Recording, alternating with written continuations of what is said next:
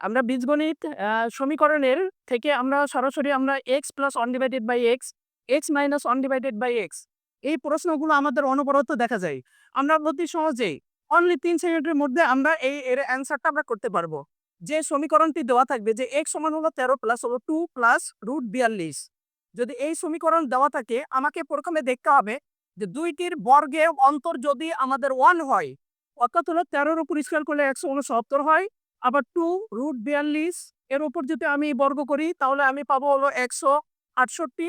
169 থেকে 168 যদি বাদ দিই তাহলে হবে 1। অর্থাৎ হলো দুইটির বর্গের অন্তর যদি 1 হয় তাহলে এর সমাধান হবে এটার 2 গুণ অর্থাৎ হলো 26। আর এটার হবে মাইনাসের বেলা হবে এটার হলো 2 গুণ অর্থাৎ হলো 4 রুট 42।